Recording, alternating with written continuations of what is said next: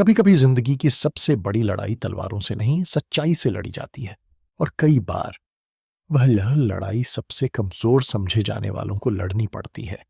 यह कहानी है एक ऐसी महिला की जो हर दिन साइकिल से एक छोटे कस्बे के सरकारी स्कूल जाती थी।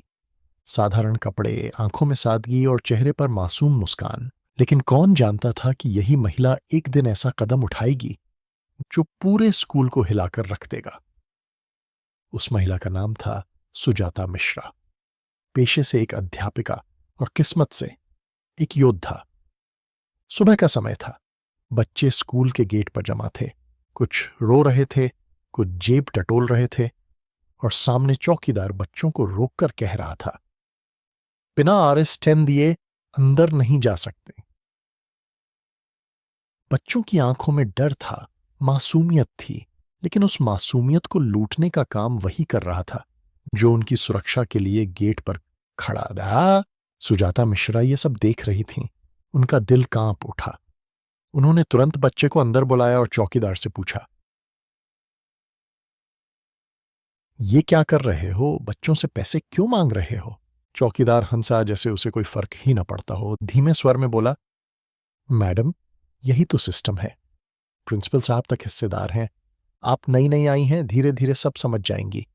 सुजाता यह सुनकर स्तब्ध रह गई, लेकिन चुप रहीं, क्योंकि उन्हें अब असली तस्वीर जाननी थी।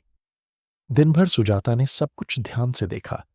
बच्चों से किताबों के नाम पर पैसे लिए जाते, मिड डे मील का राशन बाहर बाजार में बिकता, और मास्टर साहब अपनी ड्यूटी पर आने के बजाय जुआ खेलने बैठ जाते। शाम तक सुजाता के भीतर आग जल चुकी थी। यह सिर्फ स्कूल की समस्या नहीं थी, यह बच्चों के भविष्य की हत्या थी। अगली सुबह सुजाता ने माता पिता का भेष बनाकर बच्चों से सब कुछ विस्तार से सुना। हर बच्चा वही सच दोहराता रहा, मैडम, हमसे पैसे लिए जाते हैं, खाना नहीं मिलता, किताबें भी पैसे से मिलती हैं। इसी बीच स्कूल के प्रिंसिपल रघुवीर सिंह कमरे में दाखिल हुए। उन्होंने सुजाता को देखा और व्यंग्य से हंसते हुए बोले, मैडम, यहां पढ़ाने से ज्यादा जीने की कला सीखनी होगी। अगर नौकरी बचानी है तो आंखें बंद करनी होंगी। सुजाता ने संयम से कहा, सर, आंखें बंद करने से बच्चों का भविष्य अंधेरा हो जाएगा। मैं चुप नहीं रहूंगी।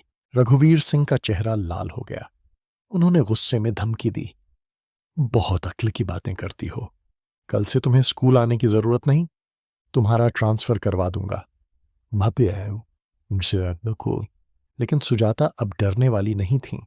अगली सुबह सुजाता मिश्रा सीधे जिला शिक्षा अधिकारी के कार्यालय पहुंची। वो खाली हाथ नहीं गई थीं। उन्होंने चौकीदार की रिश्वतखोरी की रिकॉर्डिंग, मिड डे मील के घोटाले की तस्वीरें और बच्चों के बयानों को सबूत के तौर पर पेश किया। कमरे में सन्नाटा छा गया। यह मामला छोटा नहीं था। पूरे स्कूल की जड़ें हिल चुकी थीं। जांच शुरू हुई। नतीजा चौंकाने वाला था। चौकीदार और घोटाले में शामिल मास्टर तुरंत सस्पेंड कर दिए गए और प्रिंसिपल रघुवीर सिंह का ट्रांसफर कस्बे से दूर दराज के एक वीराने स्कूल में कर दिया गया। सुजाता मिश्रा वहीं स्कूल में रहीं, लेकिन अब हालात बदल चुके थे। बच्चों की थालियों में सच में मिड डे मील आने लगा। हर बच्चे को मुफ्त किताबें मिलने लगीं। कोई उनसे पैसे मांगने की हिम्मत नहीं कर पाया।